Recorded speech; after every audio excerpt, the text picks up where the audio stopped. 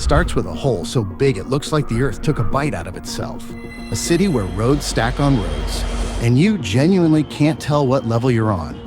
A home that isn't a home, just a metal cage in a hallway of cages. Air so thick it turns the sun into a dim orange coin. A neighborhood built like someone held down copy and paste for miles. And a hillside of empty castles, hundreds of them, like a luxury dream that died mid-sentence. This isn't sci-fi. This is real life, right now. Cities sell the same promise everywhere. Opportunity, energy, a better future. And sometimes they deliver. But here's the part nobody puts on the postcard. When millions of people chase the same dream at the same time, the city doesn't expand like a living thing. It expands like a machine. Housing becomes a storage system. Roads become pressure valves. And the air, sometimes, becomes the price you pay to stay. In the next 40 minutes, we're going around the world through 40 snapshots of urban hell.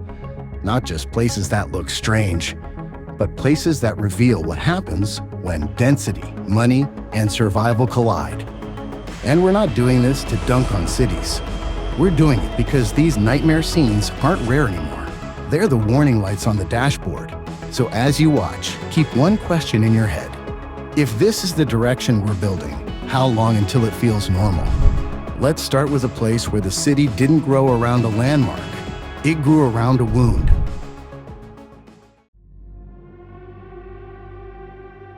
Look at this. From above, it doesn't even feel real, like someone dropped a giant drill bit straight into the ground and never pulled it back out. This is the Mir mine in the Siberian town of Mirny. A hole so massive doesn't just sit near the city, it defines the city. We're talking about a crater roughly half a kilometer deep and more than a kilometer across, one of the largest excavated pits on Earth. And what makes it feel truly dystopian is the logic behind it. Mirny exists because the diamonds were here. Jobs showed up first. People followed. A town formed around the extraction. But this is Siberia. Remote. Brutal. In winter, temperatures can drop below -40 degrees Celsius, the kind of cold where metal bites your skin and the air feels sharp in your lungs. So life here becomes a trade. You get an economy, but you live at the edge of the world. You get a paycheck, but the climate fights you every day. And then there's the part that people don't expect. That pit doesn't just look terrifying, it changes how the place works. Wind near a giant open mine can turn unpredictable and violent, whipping downward like the hole is pulling the air into itself. It's the kind of place where you stand too close and suddenly realize you're not looking at a landmark. You're looking at a man-made abyss. And here's the bigger point. Mirny isn't urban hell because it's ugly. It's urban hell because it shows the deal cities sometimes make. Build your life around one resource, and the resource becomes your master. Now, take that same idea, cities shaped by one brutal reality, and drop it into a place with 23 million people, roads on top of roads, trains cutting through buildings. Welcome to China's so-called 5D city. Chongqing doesn't feel like a city. It feels like someone took 5 different cities, stacked them on top of each other, and forgot to label the floors. This is Chongqing, one of China's largest municipalities by urban population, around 23 million people, built into mountains, cut by rivers, and stitched together with bridges, tunnels, and elevated roads that ignore normal geometry. Locals call it the 5D city, because here's the surreal part. You can be standing on what looks like street level, and someone is driving above you. Someone is eating in a restaurant below you. And a train is sliding past your window like it's perfectly normal. There are places where infrastructure doesn't just pass by your home, it cuts through your daily life. High, elevated roads run right over houses. Massive bridges carry multiple lanes of traffic, even rail tracks. At night, those lights, constant motion, constant glow, turn the city into a machine that never powers down. And then Chongqing adds one more layer of chaos. People live next to twisting, spiral streets, helicoidal ramps where you're not sure if you're going up, down, or sideways. Homes get squeezed into whatever space is left, like the city is solving a puzzle in real time. And that's the thing. Chongqing is impressive. It's engineered. It's alive. But it can also feel like you're trapped inside a three-dimensional maze, where the city doesn't have streets, it has layers of pressure. Now imagine taking that same idea, infrastructure dominating the human scale, and putting it directly on top of people's homes. Not in a futuristic megacity, in an old European city where beauty used to be the point. Let's go to Naples. If you've ever lived near a busy road, you already know the sound. Now imagine that sound above your head, all day, all night. In parts of Naples, highways were built directly over existing neighborhoods, concrete arteries laid on top of people's daily lives. From below, the city feels compressed. The sky disappears. Sunlight becomes something you catch in small angles, like it's rationed. And the noise doesn't just stay outside, it becomes the background of everything. Sleeping, talking, cooking, raising kids, always under that rolling thunder.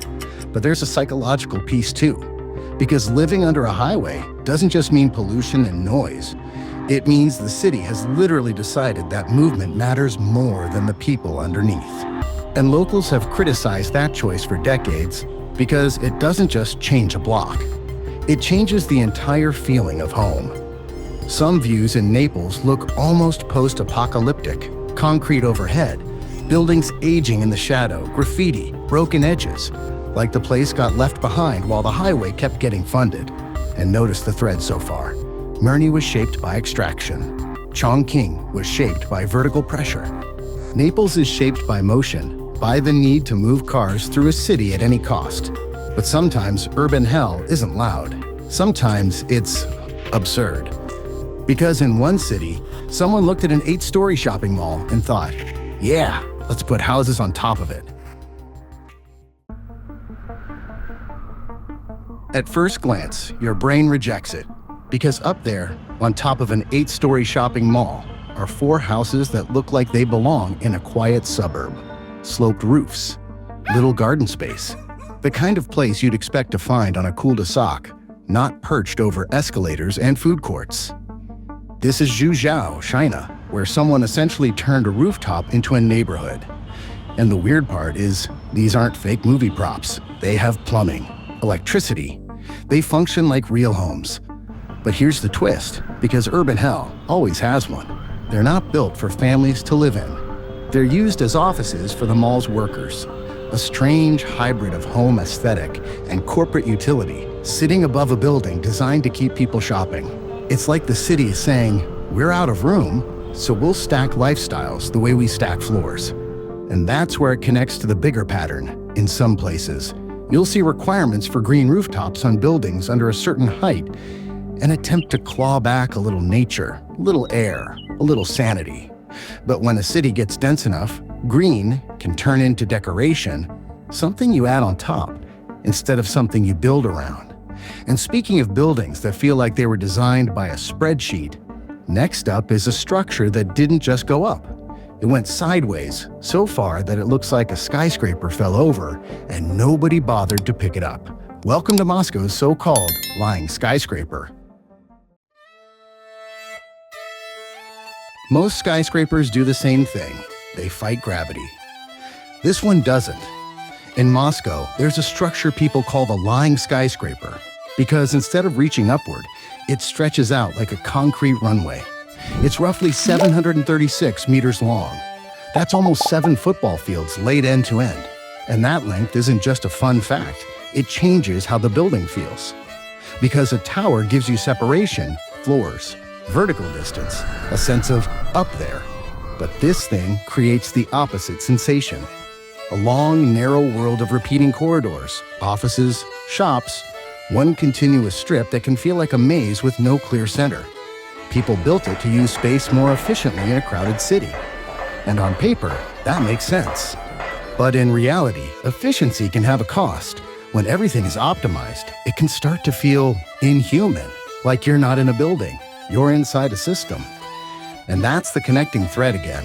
In Mirny, the city forms around what it can extract. In Chongqing, it forms around vertical pressure. In Naples, it forms around movement. And here, Moscow shows what happens when the city forms around pure space math. Now let's flip the mood for a second. Because urban hell isn't always abandoned or ugly. Sometimes it's polished, expensive, 5-star, and still, it can look like a glitch in the simulation. This is a famous hotel in Thailand, and it's about to make your eyes hurt. There are buildings that feel welcoming, and then there are buildings that feel like your brain is being forced to render the same frame over and over again. This is the Lebua Hotel in Thailand. Famous, high-end, 5-star, and somehow it looks like someone took balcony and duplicated it 1,000 times until the pattern started to melt. From the front, the windows and balconies are squeezed tight, stacked in an almost claustrophobic grid. Every room looks identical. No imperfections, no visual breaks. It's the kind of symmetry that can feel aggressive. And the weird part is, if you move to the side, it looks fine. Almost normal. So the building isn't ugly in the classic sense. It's unsettling because it shows how modern cities can turn people into units. A hotel is literally a machine for temporary lives. Check in, sleep, check out, repeat. This facade just makes the logic visible. And yes, people love it. The views are incredible. The service is polished. But that's what makes it fit in this list. Urban hell isn't only poverty and decay. Sometimes it's when everything is efficient and expensive, and you still feel like a number. Now, if a 5-star hotel can look like a glitch, what happens when an entire neighborhood tries to cosplay another city? Because up next is Paris, except it isn't Paris. For a second, your eyes think they recognize it. The Eiffel Tower, Parisian-style boulevards, that familiar European vibe. But then you look again, and everything feels slightly off, like a dream where the details don't quite lock into place. This is Tianducheng in China, an entire development built to resemble Paris. It started construction around 2007, and at first it didn't become the fantasy it was designed to be. It became something else, a quiet, half-occupied place that people described as a ghost town. By the early 2010s, only a small number of residents lived there, so few that the streets could feel staged, like a movie set waiting for actors. But here's the twist, it didn't stay empty. Over time, the population grew, tens of thousands moved in. It's still calmer than many Chinese megacities, but it's no longer deserted. And that's what makes this example hit differently. This isn't urban hell because it's poor or dangerous. It's urban hell because it raises a strange question. What does it do to a place when it's built as an imitation of somewhere else? It's architecture as aspiration, a city designed to look like a better life. But sometimes, that kind of planning produces a weird emotional vacuum, beautiful streets that feel like they're missing a soul. And if you want the purest symbol of a dream built too fast. Next is a place where luxury didn't just feel empty. It literally stopped mid-project, leaving behind hundreds of identical structures like a frozen ambition. Welcome to the city of abandoned castles. This looks like a theme park after the lights go out. A valley filled with hundreds of identical castles, turrets, arched windows, ornate facades, lined up like an army of luxury fantasies. This is Burj Al Babas in Turkey. It was supposed to be a high-end residential project, a place where wealthy buyers could own a fairy tale home. And then the money ran out. More than 500 of these castle-like houses were built, or at least started. But the project stalled before it could become a real community. No neighbors moving in, no kids on bicycles, no lights at night, just repetition and emptiness. And this is where the idea of urban hell becomes more than aesthetics. Because Burj Al Babas isn't just ugly or weird, it's a monument to a modern pattern. Build fast, sell the dream. And if the market shifts, the dream becomes a graveyard. It's also the perfect end cap for this first act, because it ties together everything we've seen so far. Mirny shows a city built around extraction. Chongqing shows a city built under vertical pressure. Naples shows a city sacrificed to movement. Zhuzhou shows a city stacking functions on top of each other. Moscow shows a city optimized into a maze. Lebua shows luxury that still feels dehumanizing. Tianducheng shows identity turned into imitation. And Burj al-Baba shows what happens when the dream collapses. You're left with architecture, without life. Now we shift from cities that look insane to something more personal. Because the most common form of urban hell isn't a giant hole or a ghost castle.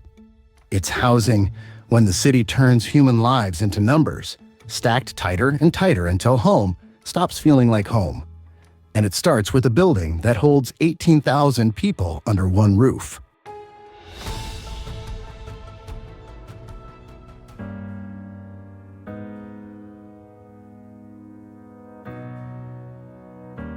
In Kudrovo, just outside St. Petersburg, there's a building locals call the Human Anthill.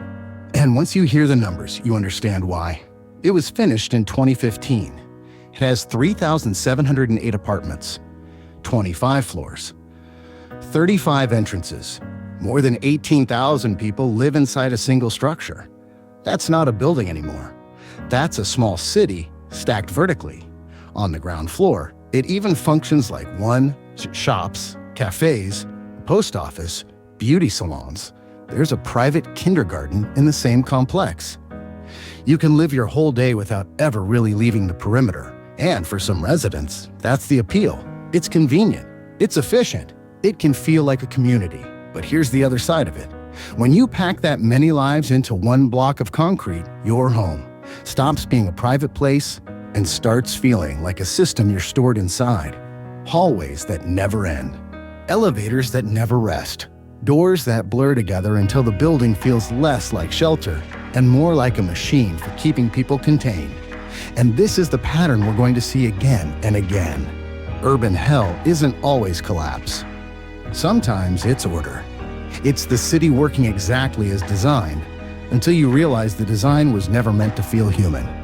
And if you think this is intense, the next one takes that idea even further, because in one of the most expensive cities on Earth, home can shrink down to something closer to a box than a room.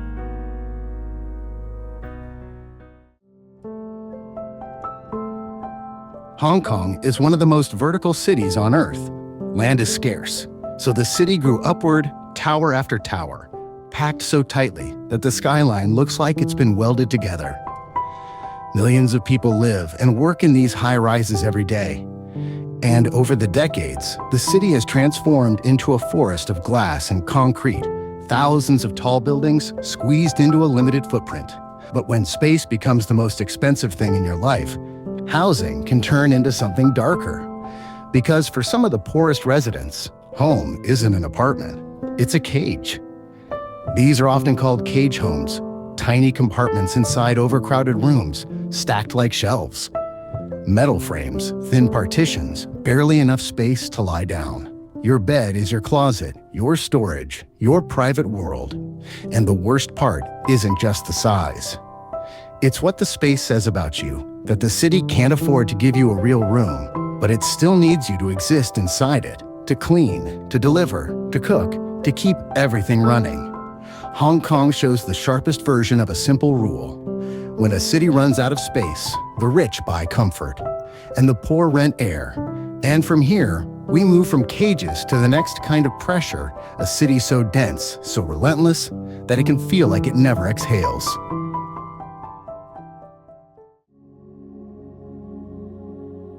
Tokyo is one of those places where the scale hits you before the plane even lands.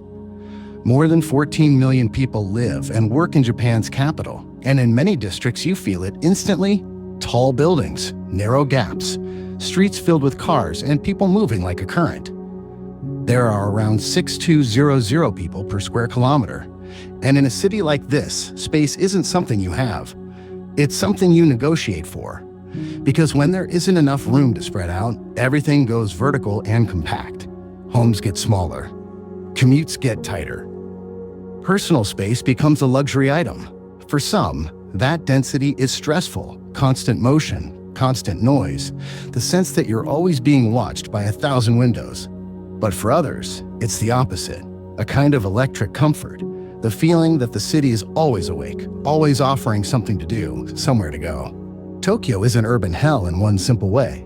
It's urban hell as a pressure test. How much intensity can daily life handle before it becomes too much?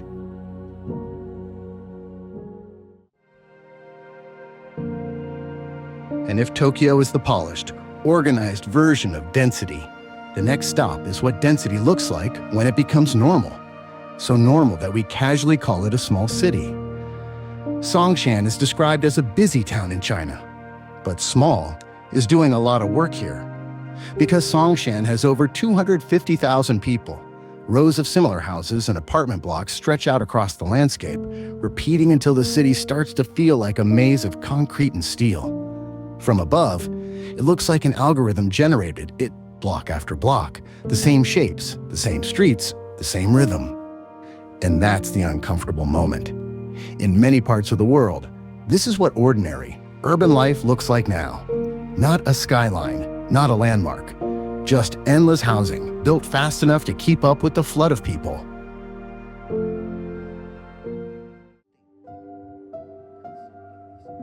And once you've seen Songshan, the next image feels like a step deeper into that same reality, because there's a place where the city looks so uniform, so synthetic, that your brain tries to file it as a video game. Wuhan. At first glance, it genuinely looks like a Minecraft screenshot. Massive clusters of tall buildings, the same colors, the same geometry. Everything repeating in a way that feels dystopian, like the city was built from one template and then duplicated across the horizon. But then you notice something unexpected. There's actually space between the towers. Room for sunlight, lots of windows. On paper, it can even seem efficient, a practical solution for housing an enormous population. And that's the trap of modern urban planning. Sometimes the city looks inhuman because it's optimized to work. If you add parks, shops, street life, maybe it becomes livable. But without those human layers, it becomes a landscape of units.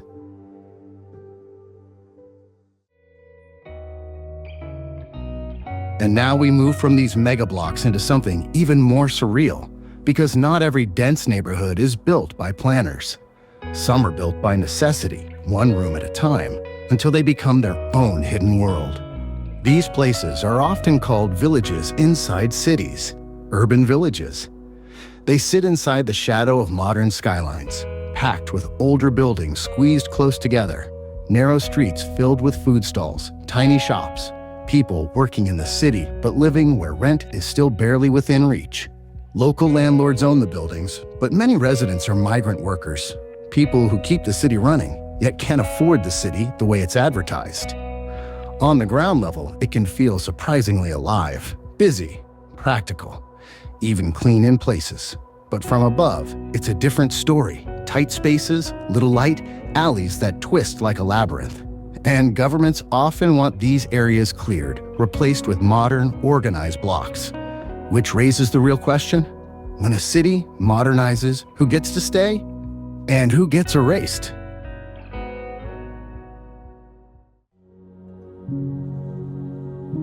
In Samara, Russia, there's a new housing complex people mockingly call Samara Luxury. And that nickname tells you everything. Because the buildings were meant to look modern, almost elite, but the result feels cold, massive, and strangely hostile. People have even described it as one of the most inhuman housing complexes in the country. It's that particular kind of urban design, where everything is technically new, yet nothing feels warm. The scale is too big. The details are too sharp. The space between buildings feels like leftover space, not a place meant for human life. Even a church nearby, something that should feel grounding, gets described as looking like a kind of mockery against the surrounding concrete. It's a reminder that luxury isn't always comfort. Sometimes it's just branding on top of density.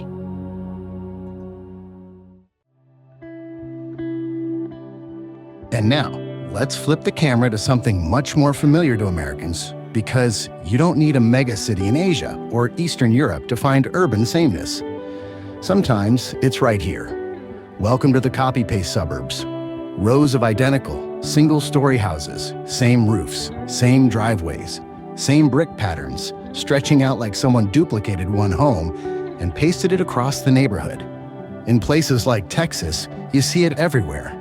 And it's not just Texas, Las Vegas, Phoenix, parts of Florida. Large chunks of the US are built on this logic. For some people, it's the dream: quiet streets, predictable space, a yard, a price that's still reachable compared to downtown. For others, it feels soulless, like the neighborhood has no identity beyond affordability. But here's why it belongs in this list. Because when a city grows too fast, sameness becomes a shortcut.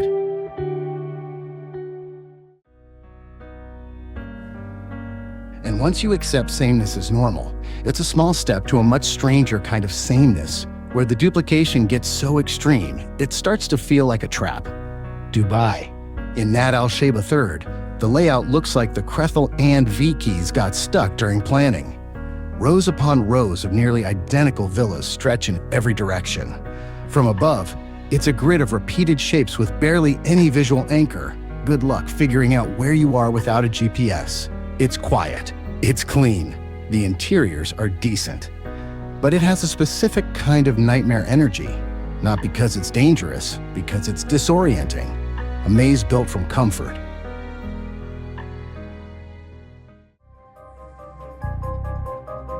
And once you notice that feeling, you start seeing versions of it in places that are supposed to feel normal, like certain English and Irish estates. From above, these neighborhoods look like puzzles, winding layouts, fences, property lines drawn to maximize privacy, minimize surprises. In theory, it's harmless. Everyone wants their own space. But in practice, the absence of trees, the tight angles, the endless walls can make it feel defensive, like the default setting is separation. Add barbed wire, and it starts to look less like a neighborhood and more like a low-grade battlefield. And the truth is, a lot of people would accept this instantly if one thing changed. Give it greenery. Because nothing reveals how fragile livable can be like the difference between concrete and trees.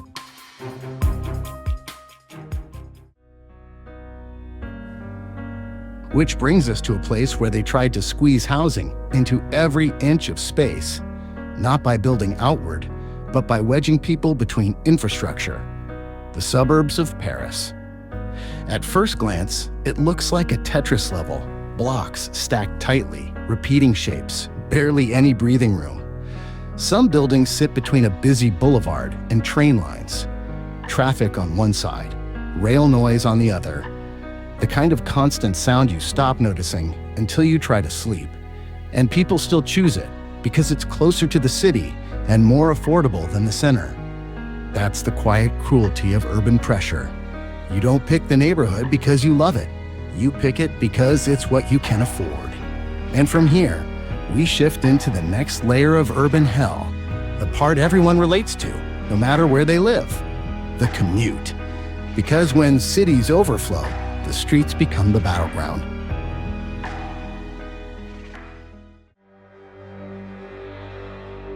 And once a city starts squeezing people into tighter and tighter spaces, the next thing that breaks is movement. Because there's a point where streets stop being streets and turn into a waiting room. In August of 2010, near Beijing, China, traffic didn't just get bad. It became a 12-day event, a jam that stretched for more than 100 kilometers. Cars and trucks crawled forward inches at a time, sometimes barely moving at all. People weren't stuck for minutes. They were stuck for hours, even days. Road construction played a role. So did sheer volume, too many vehicles for the infrastructure to handle. And when you trap thousands of drivers in one place long enough, a weird little economy appears, locals walking up to the gridlock selling food and water, often at insane prices, because the road has turned into a market. It's not just inconvenient.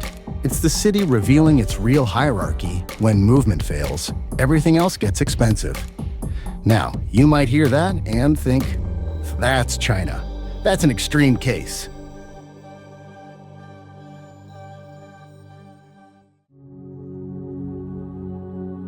But the same logic shows up in a more familiar form, less dramatic, more routine. Los Angeles, Thanksgiving. Every year, the highways turn into a slow-motion parade of brake lights, an annual reminder that the city is built around cars, and cars don't scale well when everyone leaves at the same time. It's almost funny, until you realize what it does to a life.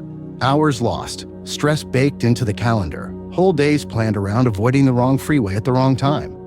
And then you start hearing the same thought everywhere. Just one more lane would fix it, but it never does. Because the problem isn't one lane, it's the demand.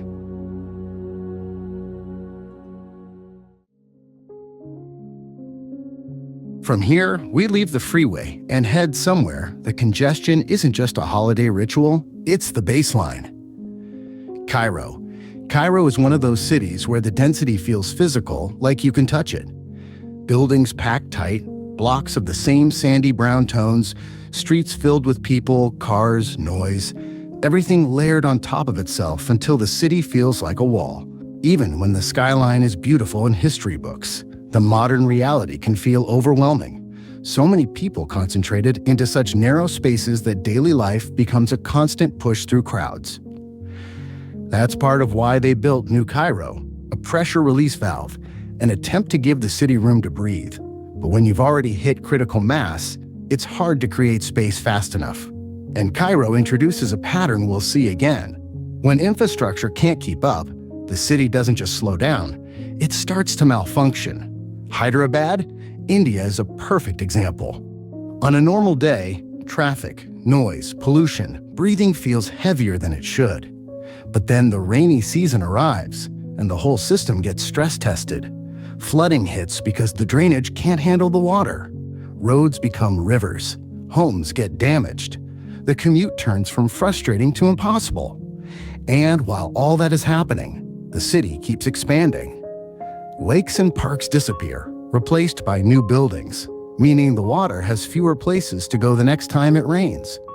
So the city gets stuck in a loop: grow, choke, flood, rebuild, and then grow again.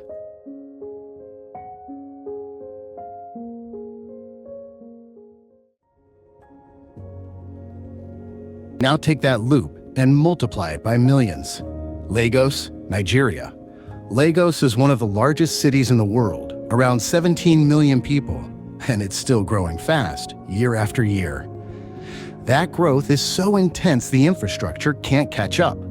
Neighborhoods expand faster than services do. Traffic jams become a daily condition.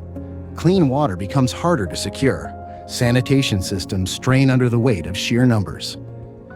And as the city spreads, it pushes into natural habitats, trading space, and ecology for survival. Efforts are being made. Plans get announced. Projects get started. But Lagos shows what happens when the city grows faster than the rules, faster than the pipes, faster than the roads. The dream doesn't collapse all at once. It frays at the edges, every single day. And when those edges fray, the pressure doesn't hit everyone equally. Because the next layer of urban hell isn't about traffic or density anymore. It's about two completely different worlds living side by side, separated by nothing but a street.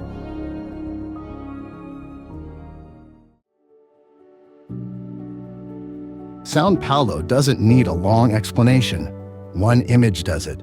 Luxury towers, clean glass, rooftop pools, private security, standing almost shoulder to shoulder with dense, improvised neighborhoods where the streets are tighter, the walls are thinner, and the margin for error is basically zero.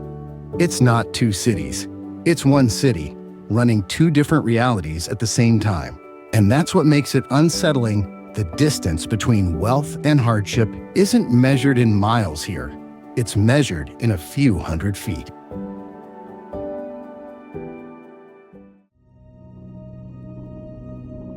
But São Paulo isn't the only place where the contrast is visible from a balcony. Because if you follow that same inequality line to Rio, you start seeing what happens when a city grows faster than its basic systems. In parts of Rio de Janeiro, favelas climb the hillsides, homes built close together, streets narrow, life stacked on top of itself. And then you look up, or rather, you look at what's holding the place together. Wiring everywhere, cables looping and branching like vines. Water pipes running wherever they can fit. Connections that look temporary, except they've been carrying entire neighborhoods for years. It's an improvised city, kept alive by the creativity of people who can't wait for official solutions. And that's the line we keep crossing in this list. The moment a city stops feeling planned and starts feeling patched.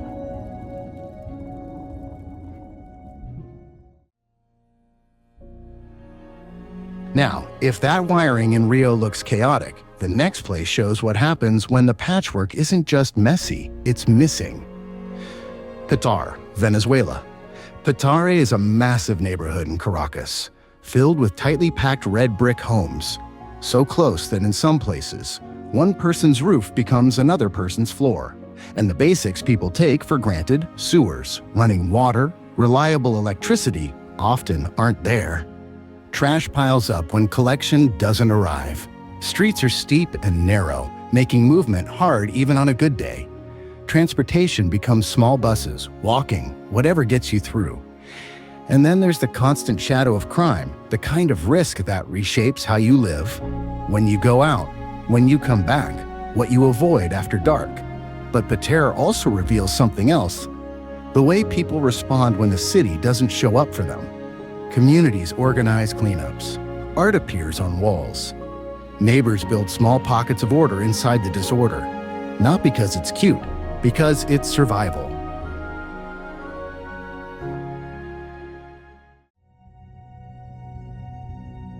And once you've seen that, the next image hits like a punch, not because it's far away, but because it's so cleanly divided it looks almost intentional. Tembisa, South Africa. At first glance, it feels like two different photographs. One side, modern buildings, better roads, amenities, things like a mall, a library, a swimming pool. The other side, crowded housing, less space, less privacy, less room to breathe. And between them, the divider isn't a wall, it's a cemetery, a strip of land where, ironically, the inequality pauses, because in that one place, everyone is equal.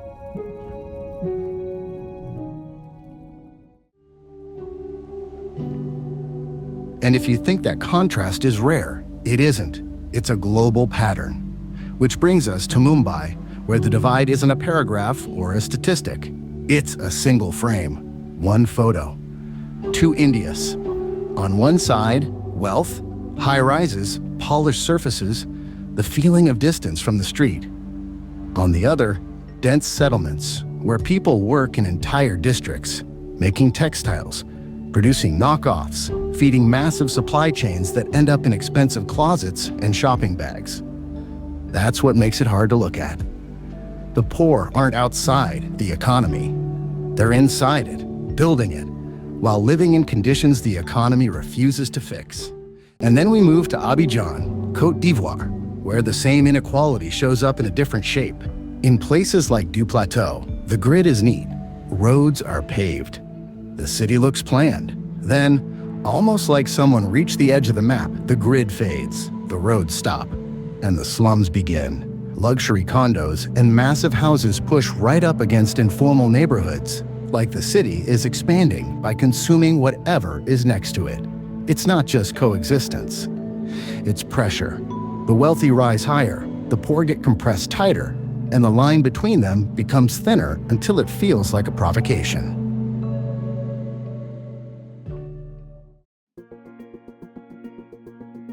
And if you want the most jarring version of that feeling, because it breaks the story people tell themselves about developed places, look at Ferentari in Bucharest, Romania.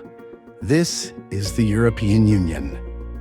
And yet here, you find streets full of garbage, buildings that look abandoned, apartments that are squatted, and basic services that don't consistently reach the people who live there. It's the kind of scene that makes you stop and recalibrate because it doesn't fit the label on the map. And that's the point of this entire section. Urban hell isn't limited to one continent. It isn't limited to poor countries. It shows up anywhere the city grows unevenly, where money builds vertical comfort for some and leaves the rest to improvise. Now, we've talked about density. We've talked about traffic. We've talked about inequality. But there's another layer that doesn't care who you are or what you earn, because once it spreads through a city, everyone breathes it. Next, we go to places where the air itself becomes part of the punishment.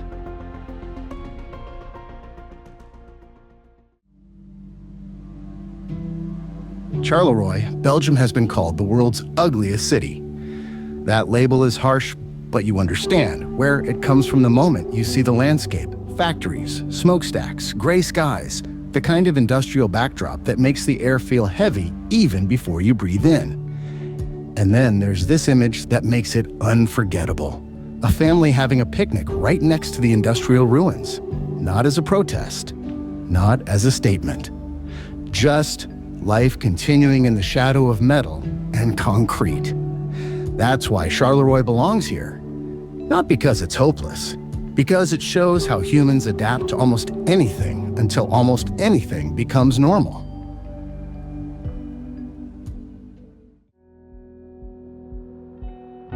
Now let's move from a city that never fully escaped its industrial skin to a city trying to rewrite its future. Duisburg, Germany. Duisburg used to be a steel powerhouse. When factories shut down in the mid-1980s, the city didn't just lose jobs, it lost its identity. The aftermath was economic decline, environmental damage, neighborhoods that felt left behind. But Duisburg also shows another path. What happens when a city tries to recycle its own ruins? Old industrial sites were transformed, like the former Thyssen Steelworks turned into a public park, a place where families walk through what used to be heavy machinery. There are plans to improve air quality, to reduce pollution, to make certain districts livable again. Even controversial buildings, like the high-rise some residents want torn down, become symbols of a city deciding what it wants to keep and what it wants to erase. Duisburg is not urban hell as a destination. It's urban hell as a recovery process, slow, political, messy.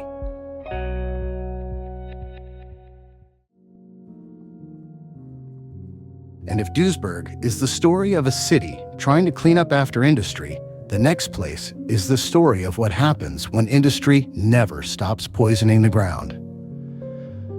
Magnitogorsk, Russia. This is one of the most polluted cities in the country, shaped by a massive steel complex that dates back to the 1930s, built to power an empire of production, including wartime manufacturing.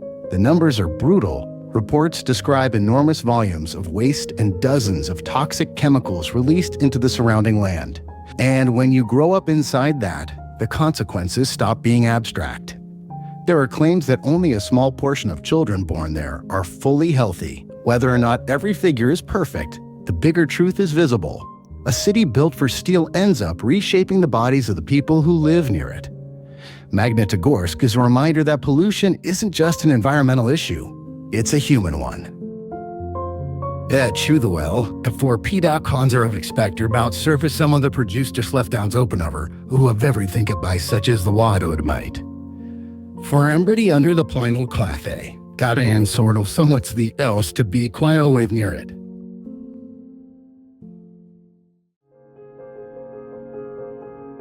Now we jump to a place where the pollution doesn't sit in one district. It blankets the whole city.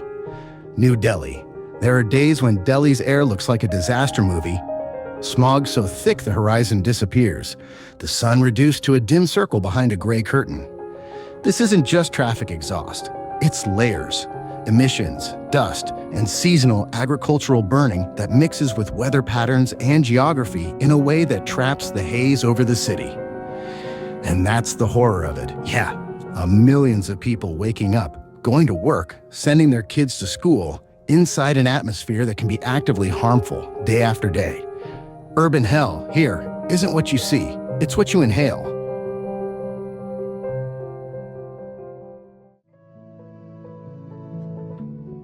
Now, before this turns into a story that feels far away, we bring it back home. Because there's a version of this in the United States that's quieter, more localized, and arguably even more disturbing. Kids playing basketball near a power plant. In Poca, West Virginia, the John E. Amos coal-fired power plant rises like something out of a cartoon, almost like it belongs in The Simpsons. But this isn't fiction. It's children playing in the shadow of heavy industry, in an area where the air quality is not an abstract debate, it's a daily exposure. The contrast is the point. Normal childhood energy set against infrastructure that can quietly damage lungs over time. And once you notice that contrast, you start seeing a pattern. When nature becomes scarce in cities, we try to replace it.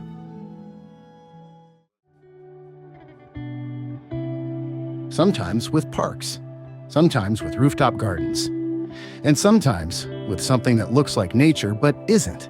In Al Qasim, Saudi Arabia, there are trees that don't feel alive, artificial-looking plantings meant to add greenery in a place where water is limited. But people criticize them because fake trees don't do what real trees do. They don't clean the air. They don't cool the street. They don't create shade that changes the way a place feels.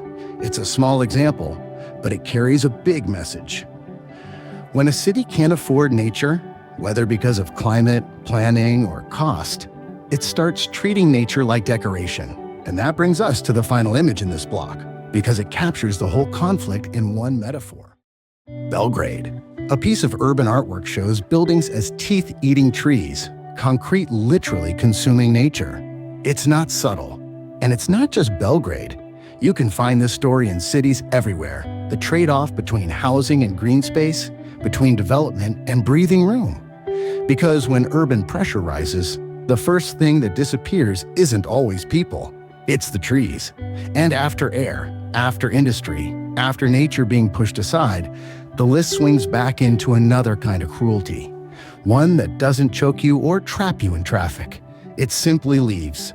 Next, we go to places where the city has been abandoned, where what remains is frozen in time.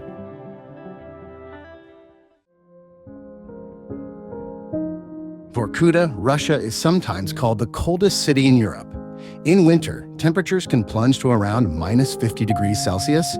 Cold so extreme, it doesn't just hurt, it breaks things. Pipes, concrete, machinery, even the idea that a normal life should be possible here. Vorkuta was built in a brutal era, with forced labor and hard industry shaping the city's bones. And for a time, people stayed because work demanded it. But when the economy shifts and the jobs thin out, cold stops being a challenge you endure. It becomes the reason you leave. So today, parts of Vorkuta feel like a city caught mid-exhale. Apartment blocks sitting empty, windows dark, stairwells silent, buildings swallowed by ice and snow. Urban hell here isn't chaos, it's absence. It's what a city looks like when human presence retreats and the climate takes back control. And once you've seen Vorkuta, the final example lands differently because it isn't frozen, it's being reclaimed.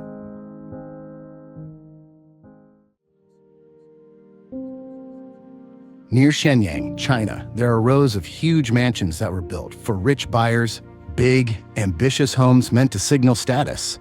But more than a decade passed, and nobody moved in. So the land didn't stay empty. Farmers moved around them. Fields appeared. Crops grew. Nature and everyday life started using the space the way the original plan never could. It's a strange image. Luxury architecture standing still, while the ground around it becomes practical again. A reminder that cities don't just collapse through disaster. Sometimes they collapse through miscalculation, when a place is built for wealth that never arrives. And when that happens, the future doesn't always look like ruins. Sometimes it looks like nature quietly rewriting the blueprint. So what do these 40 snapshots really show? That urban hell isn't one location on a map. It's a chain reaction. When cities grow faster than housing, faster than infrastructure, faster than nature, faster than fairness, people don't just lose comfort. They lose time. They lose health. They lose dignity. And sometimes they lose the city itself. Now I want to ask you something. Which example hit you the hardest and why? Drop it in the comments. I read them, and I'm curious what your personal breaking point is: traffic, pollution, housing, inequality, or abandonment.